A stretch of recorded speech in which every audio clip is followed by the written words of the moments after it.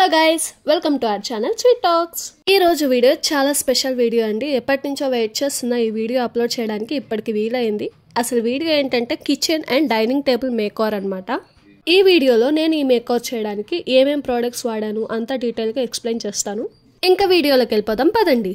నేను మా కిచెన్ని black and white థీమ్లో makeover చేద్దాం అనుకుంటున్నానండి. అందుకే ఈ వైట్ బ్రిక్ వాల్పేపర్ని ఆన్లైన్లో ఆర్డర్ చేశాను మీషో ద్వారా. మీకు కూడా లింక్ కావాలనుకుంటే డిస్క్రిప్షన్లో మెన్షన్ చేస్తాను. నేను ఏ ప్రోడక్ట్స్ వాడానో చూసేయండి.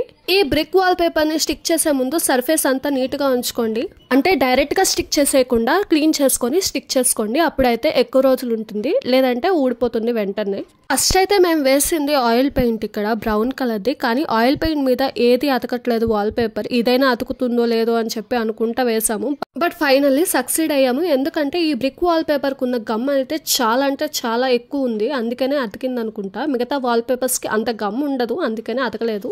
వాల్పేపర్ స్టిక్ చేసే ముందు చాలా అంటే చాలా రీసెర్చ్ చేశాను. ఎవరు అంత నీట్గా ఎక్స్ప్లెయిన్ చేయలేదు, బట్ నేను ఎక్స్ప్లెయిన్ చేయడానికి ట్రై చేస్తాను. ఏంటిదంటే మీకు చాలా డౌట్స్ ఉండే ఉంటాయి. లైక్ నేను డైరెక్ట్ స్టవ్ వెనకాల ఉన్న టైల్స్ కూడా స్టిక్ చేసేస్తున్నా కదా, మరి ఆ జిడ్డు పోతుందా అని చెప్పి. అందుకే నేను 3 months వాడినాక ఈ వీడియో పెట్టేస్తున్నాను. రివ్యూ లాగా కూడా పనికొస్తుంది మీ అందరికీ అని. జిడ్డు అయితే నీట్గా పోతుందండి, బట్ మనం మెయింటైన్ చేయాలి. అంటే వీక్లీ వన్స్ అని చెప్పి సోప్తో నీట్గా వాష్ చేసుకోవచ్చు. అంటే లిక్విడ్ ఉంటుంది కదా, ఆ లిక్విడ్తో వాష్ చేసేయచ్చు నీట్గా. గమ్ ఏం పోవట్లేదు కూడా. ఫైనల్గా నేను అనుకున్న చోట అంతా బ్రిక్ వాల్ పేపర్ అంటించేసాను. ఇలా వచ్చేసింది. ఆ తర్వాత మాకు ప్లాట్ఫామ్కి ఉన్న మార్బుల్ వైట్ కలర్, కానీ నాకు బ్లాక్ కలర్లో కావాలి. అందుకే ఈ వాల్ పేపర్ తీసేసుకున్నాను. డైరెక్ట్ స్టిక్ చేస్తే ఫ్యూచర్లో ప్రాబ్లం అవుతుందని ఇలా జస్ట్ పెట్టేశాను న్యూస్ పేపర్ వేసి. ఆ తర్వాత డిమార్ట్లో ట్రాన్స్పరెంట్ షీట్స్ అని ఉంటాయి, అవి వేసేసుకున్నాను నీట్గా. ఆ తర్వాత ప్లాట్ఫామ్ మీద మళ్ళీ సర్దేసుకున్నాను ఏ ఐటమ్స్ ఎక్కడ ఉన్నాయో అక్కడ.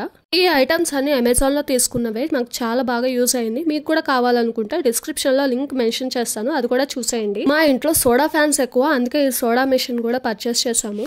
ఇదైతే అగారో ఓటీజీ. ఇంకా కబోర్డ్స్ లోకి వెళ్ళిపోతాం పదండి. ఫస్ట్ అయితే కబోర్డ్స్ కి వాల్ స్టిక్కర్ అంటించే ముందు నీట్ గా క్లీన్ చేసుకొని 1 day వదిలేయండి. ఆ తర్వాత ఈ హ్యాండిల్స్ ఉంటాయి కదా, అవి తీసేసి నీట్ గా క్లీన్ చేసుకోండి. నేనైతే ఈ లిక్విడ్ ని వాడుతున్నాను. చాలా అంటే చాలా బాగా పనికొస్తుంది. స్టెయిన్లెస్ స్టీల్ కి అయితే వెంటనే పోతుంది జిడ్డంతా.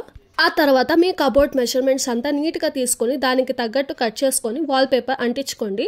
ఇది వచ్చేసి పాలీవినైల్ వాల్ పేపర్ స్టిక్కర్ అండి. ఇదైతే వాటర్ ప్రూఫ్ అవ్వడం వల్ల మనం నీట్ గా క్లీన్ చేసుకోవచ్చు ఎప్పుడు కావాలంటే అప్పుడు.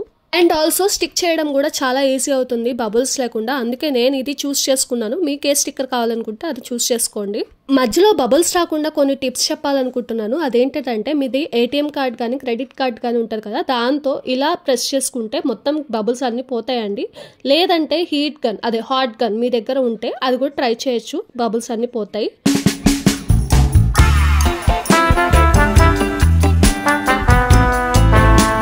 మీకు వీడియోలో చూడడానికి చాలా సింపుల్ అండ్ ఈజీగా అనిపిస్తుందేమో. ఈ వర్క్ అంతా యాక్చువల్లీ 4 days కష్టం. మీకు ఒక్క 4 minutesలో చూపించడానికి ట్రై చేస్తున్నా. సో వీడియో మొత్తం చూడండి వీలైనంత మట్టికి. అంతా అయిపోయాక నీట్గా ఫినిషింగ్ కోసం ఎడ్జెస్ అన్ని నీట్గా పెట్టేసుకోండి, అంటే కట్ చేసేసుకోండి. అప్పుడు నీట్ ఫినిషింగ్, అసలు రియల్ లుక్ వచ్చేస్తుంది. కబోర్డ్స్ వాళ్ళు చేసినట్టే వస్తుంది లుక్ కూడా.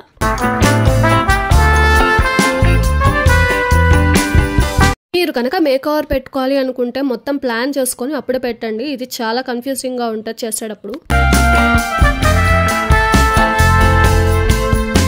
ఫైనల్గా మా కిచెన్ మేకోవర్ ఇలా వచ్చేసింది. ఇంకా డైనింగ్ టేబుల్ మేకోవర్కి వెళ్ళిపోతాం పదండి. ఇలా ఉన్న ఫస్ట్ డైనింగ్ టేబుల్ని నీట్గా నేను ఎలా మారుస్తున్నానో చూసేయండి. యాక్చువల్గా నేను ఆర్డర్ చేసిన ప్రోడక్ట్ ఇది, కానీ నాకు వచ్చింది ఇది.